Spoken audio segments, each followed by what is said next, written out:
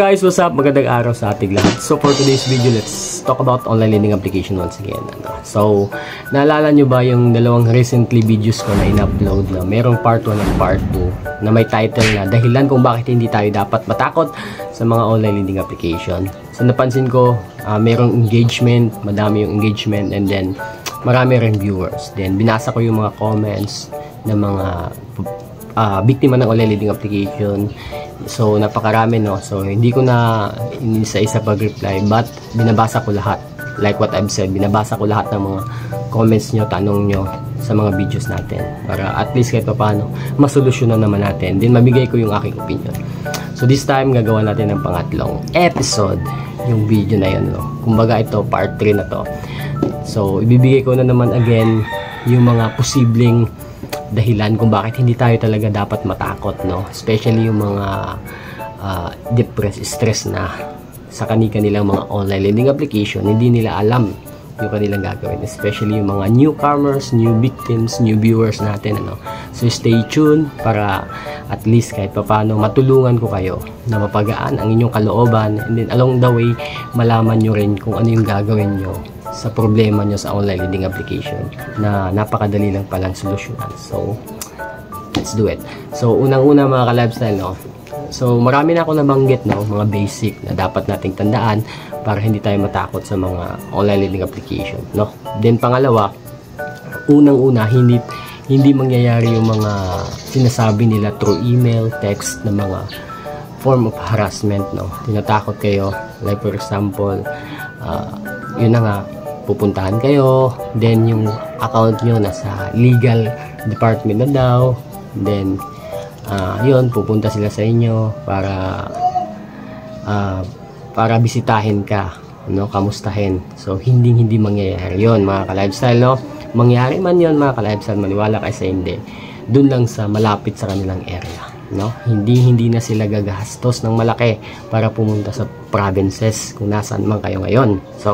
So yun, no, unang-una, kaya hindi kayo dapat matakot, no. Dahilan kung bakit hindi kayo matakot. Pangalawa mga ka-lifestyle, ito medyo pwedeng totoo pa to, no.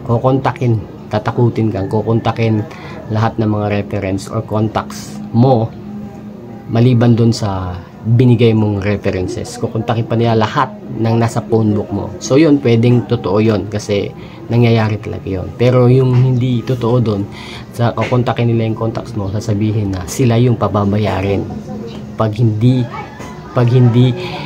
nila binigay yung kumbaga contacts mo or yung accounts mo or yung area mo or yung hindi nila pinarating sa'yo na merong kang utang na dapat bayaran, no. So naintindihan nyo ba? Yun yung hindi dapat natin katakutan, kasi never po talagang mangyayari yung ganon. Okay?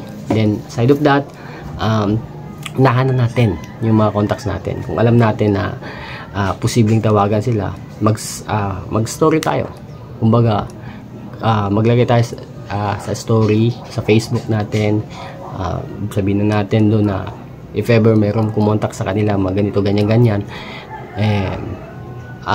sabihin mo lang na kumbaga nagka-problema ka sa online lending application na yon. So posible na makareceive sila ng ganung klase mga form of text or calls, no. So walang problema doon as long as yung mga contacts natin is madali naman yan pakiusapan, madali naman yan makakaintindi, no.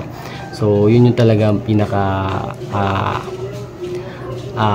mahalaga mahalaga nating dapat gawin. So ipaliwanag ng maayos sa mga contacts natin if ever naman na naka-receive sila ng ganong klaseng text or calls. So mas in the end of the day, mas maintindihan talaga tayo ng mga contacts natin, ano, kasi mas kilala nila tayo kaysa dun sa mga ola na bago pa lang nilang makilala, di ba? And then last but not the least, of course, tatakutin ka na handa sila magbayad ng malaki para mapakulong ka lang. Magbabayad sila sa lawyer, abogado, whatsoever, na para sampahan ka ng kaso, which is hindi yan mangyayari. So hindi ka dapat matakot dyan kasi again, as a matter of fact, sila yung may problema, sila yung pwedeng kasuhan natin, ano, kasi marami silang complaints, then na meron tayong evidence na natakot tayo, no? And then yung pagtawag ng hindi ayon sa oras, halimbawa madaling araw, meron palang karapatang parusa yung ganung klaseng ano. So whether they like it or not, hindi mangyayari yung mga pinagsasabi nila, no, na maggagasto pa sila. Think this, no, gagasto pa sila ng malaki para lamang sa kakarampot na 2 to 3. Hindi naman sinasabing kakarampot, no, kasi kahit maliit na pera pa rin yan, ano. So 3 to 4,000 pagpapalit nila, halimbawa magkano ba mag-file ngayon ng case, no? Pupunta ka pa sa abogado, so medyo matrabaho talaga, and then kailangan talaga ng pera. So alam naman natin, no, meron silang pera, pero gaya nga nasabi ko, hindi na nila dadagdagan yung kanilang problema. Hindi na sila, palugi na nga sila, magbabayad pa sila ng abogado, no, lawyer's fee. So hindi na po, never na po mangyayari yan. So hindi ka dapat matakot. So yan yung mga dahilan kung bakit hindi tayo dapat matakot sa mga online lending application platform. Lahat ng online lending application na meron kayo or napapanood nyo, nakikita nyo lang, nababalitaan nyo, iisang dugo silang lahat, no?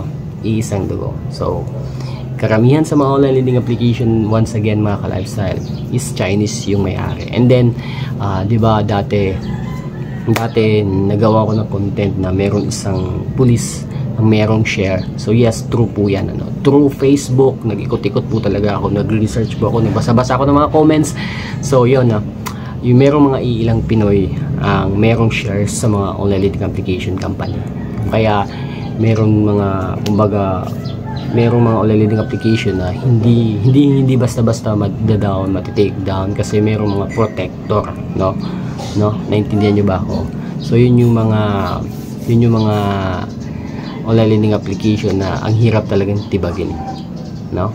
So pero okay lang, at least kahit pa paano, alam naman natin kung ano yung gagawin natin, ano, pag maka-encounter tayo ng ganitong klaseng problema, online lending application. But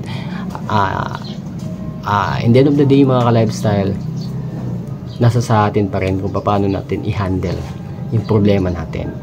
Huwag lang tayong kumbaga, huwag lang tayong padadala sa stress or depression, kasi lahat po talaga ng problema is may solution, di ba?